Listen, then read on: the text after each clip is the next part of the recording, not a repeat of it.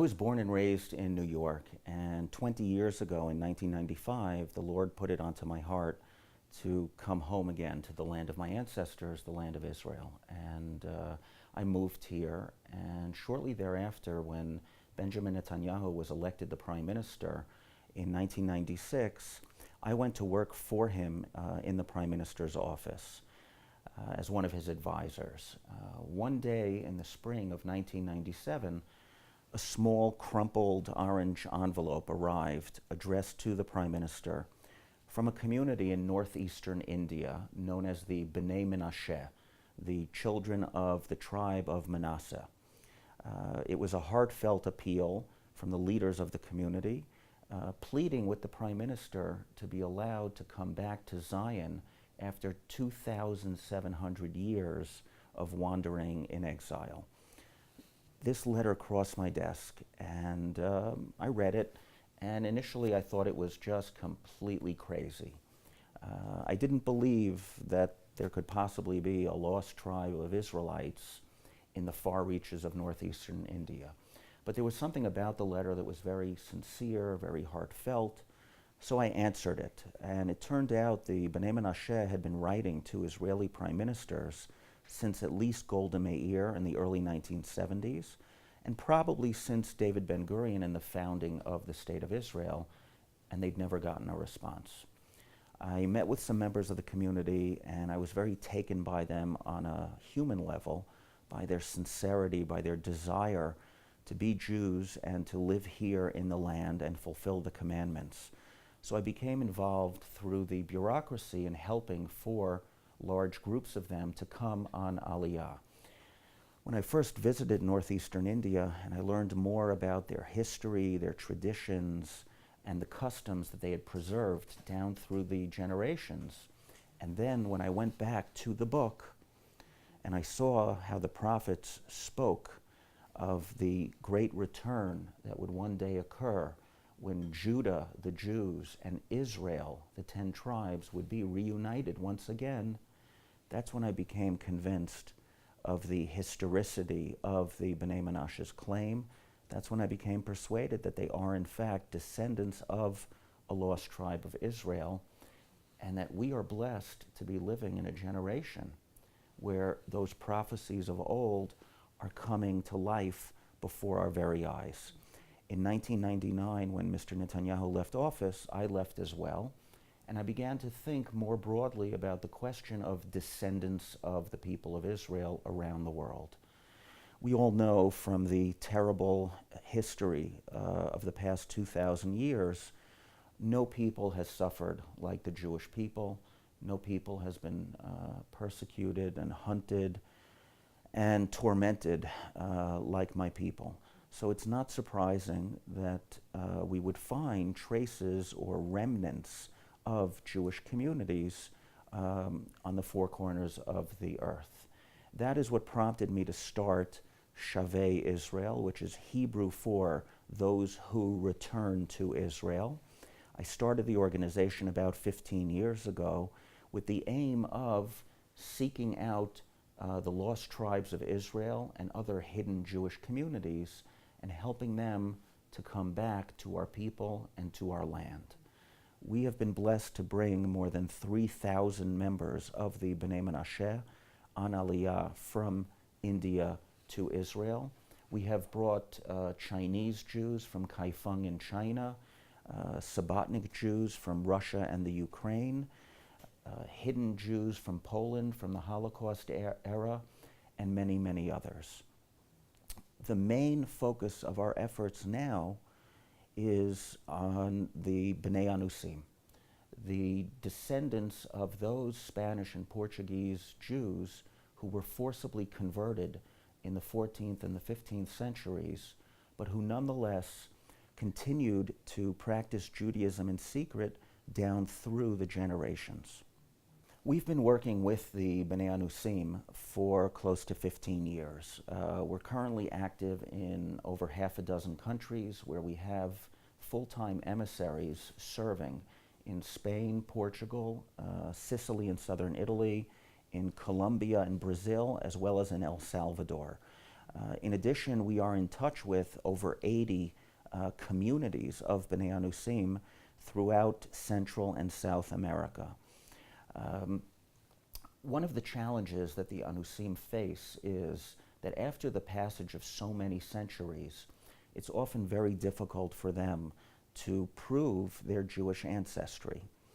If we go back to the 16th or the 17th century, many of the Anusim fled from Spain and Portugal and made their way to Amsterdam, which was the largest Jewish community in Europe at the time. And we know from the rabbinic literature that the Anusim were welcomed back into the community. At that point in history, it was relatively easy to check their lineage because it was only 100 or 150 years after the forced conversions and expulsions. But nowadays, after the passage of more than 500 years, and with all the dislocations that have taken place down through the centuries, it's much more difficult for people to bring convincing proof regarding their Jewish lineage. And as a result, in most cases, the rabbinical establishment requires that the Anusim go through a return or conversion ceremony in order to facilitate their rejoining the Jewish people. We work very closely with Bnei Anusim around the world, and we facilitate that process. We guide them and we assist them as they make their way back home. Here in Jerusalem, we have a conversion institute called Machon Miriam, which is the only Spanish and Portuguese and Italian-speaking conversion and return institute for Anusim here in Israel. And each year we have about 200 people who come and study in one of the respective languages, and we prepare them to undergo the process with the Chief Rabbinate of Israel.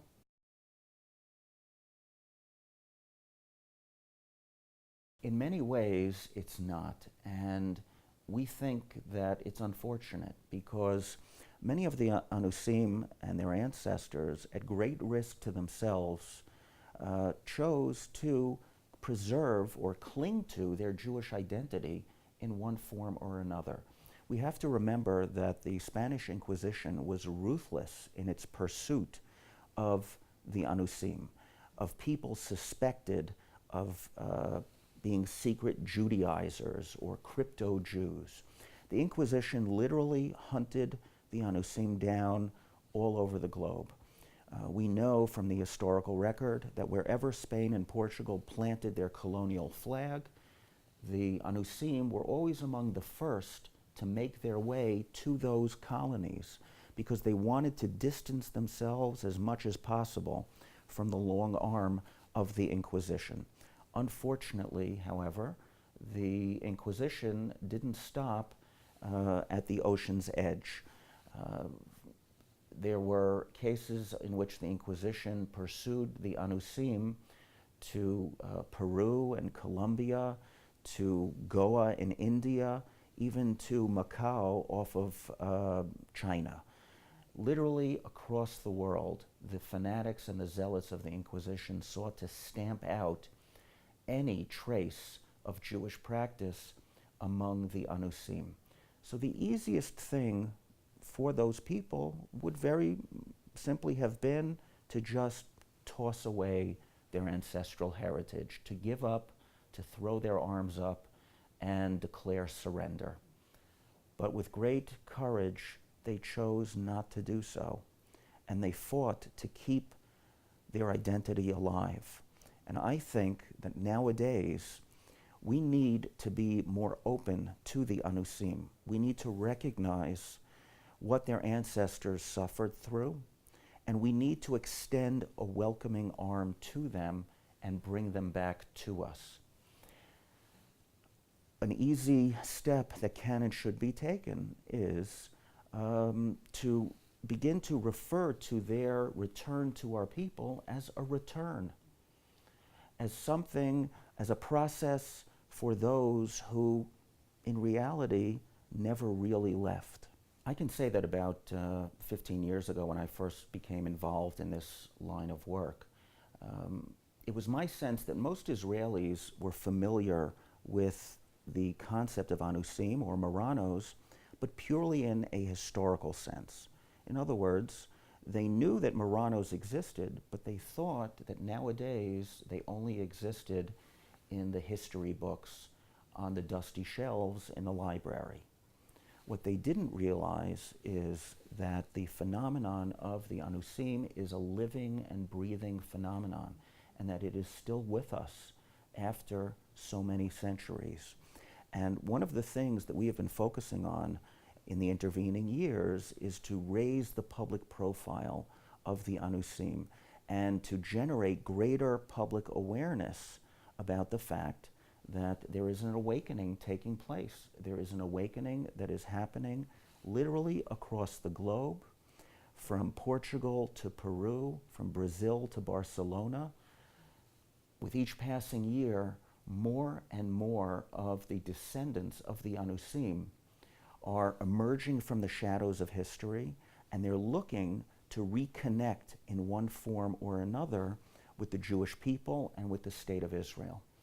And I believe that we have a historical responsibility, a moral responsibility, and even a religious responsibility to reach out to them. Through no fault of their own, their ancestors were torn away from us. They were kidnapped from us. And yet they never forgot where they came from. And if, after all this time, we have an opportunity to bring some of their descendants back, how can we possibly slam the door in their faces? How can we possibly not take action to bring them home? In my discussions with various government ministers and Knesset members, I have found that there is a growing awareness about what is happening. There is a growing recognition that the Anusim are still out there and that we need to be doing something. We need to be active to bring them back. And that gives me a lot of confidence and optimism for the future, that one day the Anusim will come home again. It's interesting, at the time of the expulsion from Spain in 1492, there was a great Jewish philosopher and rabbi and statesman known as Don Isaac Abarbanel. The Abarbanel, as he was known, was a key financier to the Spanish monarchy. Early in 1492, when King Ferdinand and Queen Isabella fought against the Moors to expel the Muslim occupiers from Spain, it was largely thanks to the Abarbanel and the financing that he arranged that they were able to wage that successful battle. But shortly thereafter, as we know, the king and queen issued their edict of expulsion. The Abarbanel, due to his position of influence, sought to persuade the king and the queen to cancel the decree. Unfortunately, he didn't succeed. But in his commentary to the Book of Kings and the Book of Deuteronomy and elsewhere in his writings, the Abarbanel speaks very movingly about the tragedy that befell Spanish Jewry, the exile that was imposed upon them. But he also wrote about the Anusim and the terrible torment that they had to endure. Because when Spain expelled its Jews in 1492, the Anusim were left behind. They were not allowed to leave. Nonetheless, the Abarbanel, based on his interpretation of Scripture, wrote that towards the end of days, God is going to bring all of the Anusim back. That a period of time will come when the Anusim will return to God in their hearts, but only in their hearts, because the time will not yet be ripe for them to declare publicly their allegiance to the God of Israel. But, he assures us, the second phase will come. The day will come when they will be able to declare themselves to be part of the people of Israel. and God in his mercy will bring them home. In his comments on chapter 20 of the book of Ezekiel, the Abarbanel says very boldly that the ingathering of the exiles at the end of days will include the entire house of Israel, but also those who were compelled to convert to another faith down through history. They too will not be forgotten by God. Recently, I co-wrote a book in Spanish called Tiene usted raíces judías? Do you have Jewish roots? And the aim of this book, which we're distributing for free as an ebook as well, is to encourage people throughout the Spanish and Portuguese-speaking worlds to begin to dig further into their roots, to ask questions of the older generation. Because one of the things we've noticed is that with the passage of time, many of the customs are still there, but in many cases, people no longer make the connection between those customs and a possible Jewish identity. We've encountered people who have a grandmother who lights candles every Friday afternoon in the basement, but doesn't necessarily know why. Things of that sort. So we want to keep the consciousness alive, and the first step in doing so is to get people searching and asking questions, because those customs are still very much out there. I met a professor of psychology in Portugal who told me that as a child growing up, his parents had always warned him, don't ever go out at night and count stars. He never understood why, until he later learned of his Jewish ancestry. We know that the Sabbath is considered over when 3 stars come out on Saturday night. And that is how the Anusim, down through the generations, would covertly check to see if the Sabbath had ended. In this man's family, in order to protect themselves from the prying eyes of the Inquisition, they had warned one generation after another, don't get caught counting stars at night.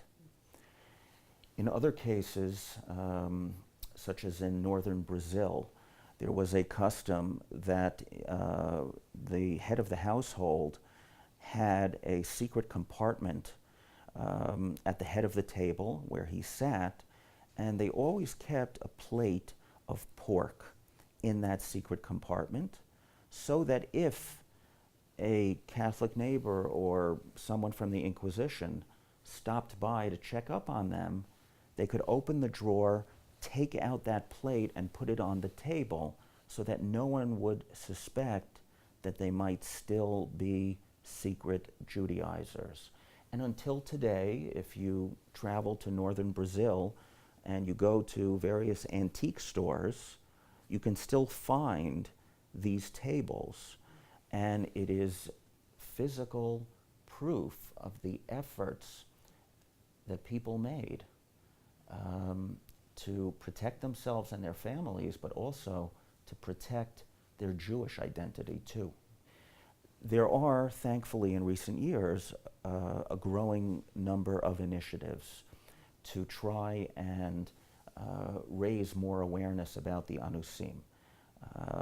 There have been a series of academic conferences that have been held at the college in Netanya, in the United States as well. There are various conferences that are held. Some of them are of a more academic nature, some of them a more popular flavor. But either way, the important thing is that more and more people are talking about this issue, are discussing it, and are looking for ways to become involved and are looking for ways to help. And what's fascinating is this is a relatively new phenomenon. This is something that has only taken off in the past 10 or 20 years. And I think there are a number of factors to explain why that is the case. First of all, as we know, Spain and Portugal only became democracies in the middle of the 1970s. Up until then, those countries were ruled by heavy-handed dictatorships, and the Catholic Church was a force to be reckoned with in those places. Since their transformation into liberal Western democracies, as their societies have opened up more, people have become more free to explore their heritage. They've become more open, and it's become possible to come out of the closet, so to speak, and declare one's Jewish ancestry. Another critical role has been played by the internet, which has opened up new avenues, new worlds of information to people that previously they might never have had access to. If you were an Anusim family in a small town in central Spain, for all you knew, you might have been the last remaining Anusim in the world. The internet has opened doors for such people. It's allowed them not only to learn more about their heritage, but also to see that they're not alone, that they're not the only ones out there, that there are others who are on the same journey as they are. It's enabled Anusim across the world to create virtual communities, a sense of connection with other like-minded people.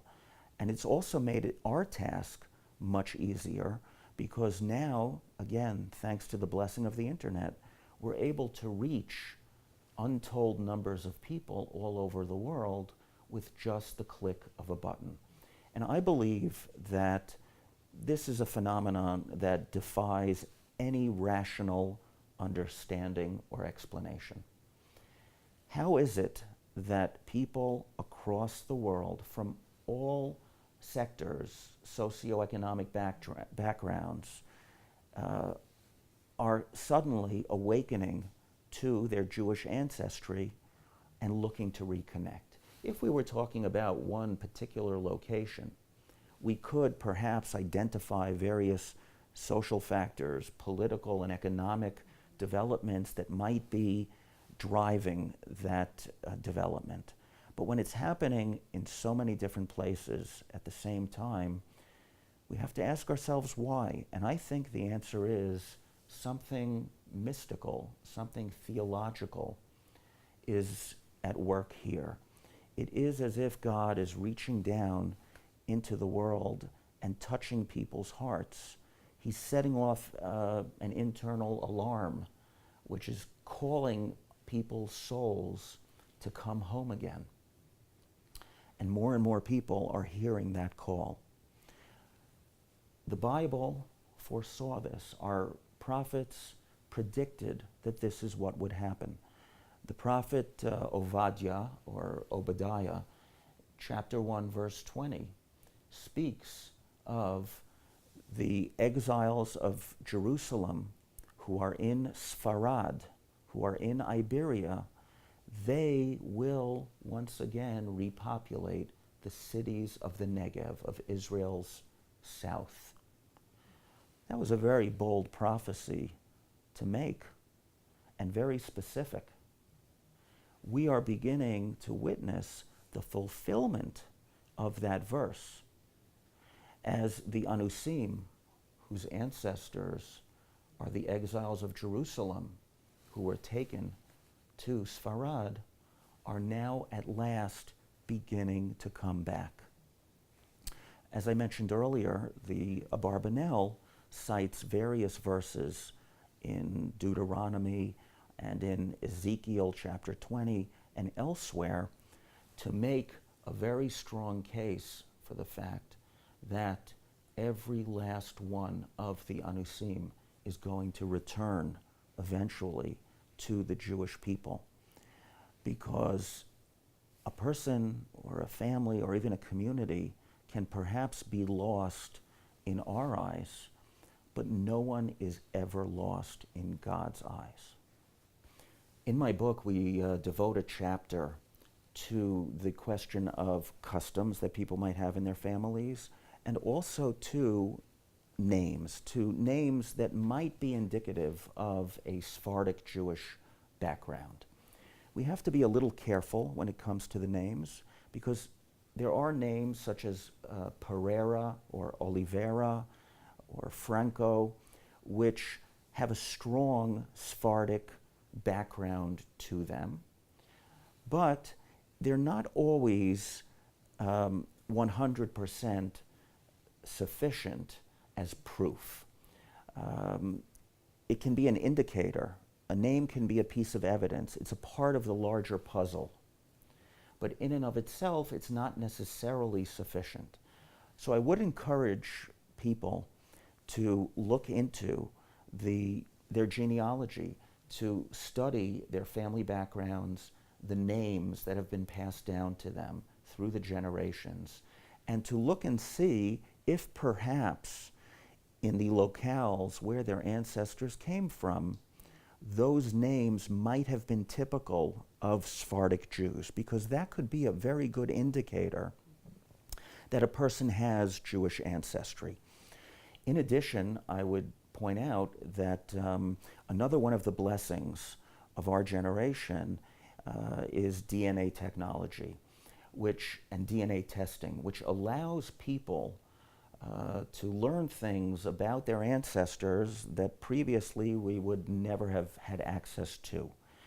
And there are companies in the United States and elsewhere which, for a nominal sum, will conduct genetic testing on a person, and that can also produce very interesting results. I know of many people who took a DNA test and were stunned to learn that they have Jewish ancestry, and it was that finding which led them down a path of searching, of digging up the names and the customs of their ancestors, and which helped them to put together the pieces of that puzzle to rebuild their Jewish identity.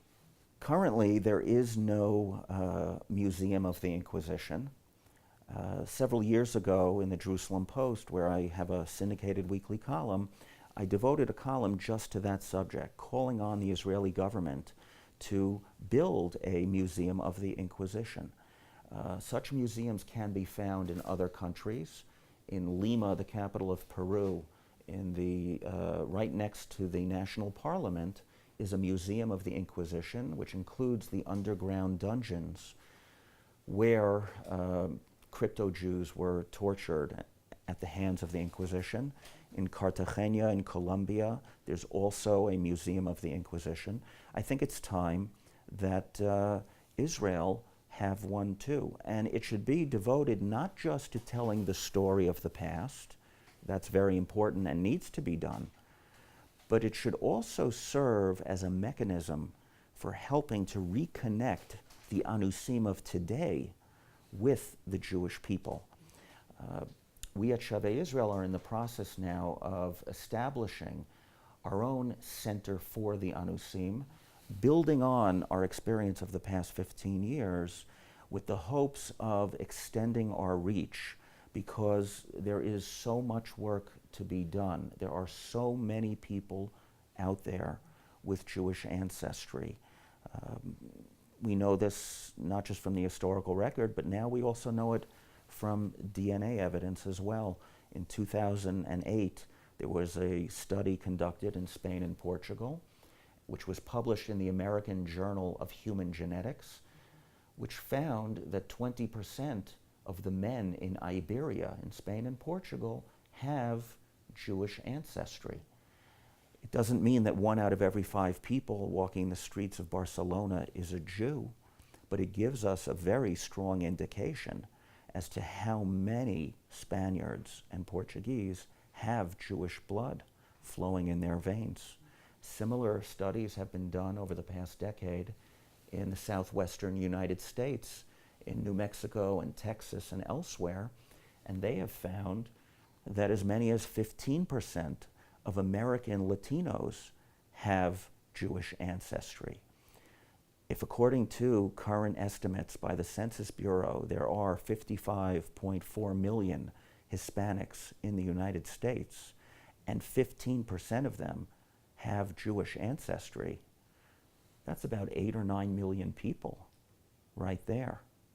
So there's a lot of work that still needs to be done, and with God's help and His blessing and guidance, we will succeed. For more information, please visit our website at www.shaveh,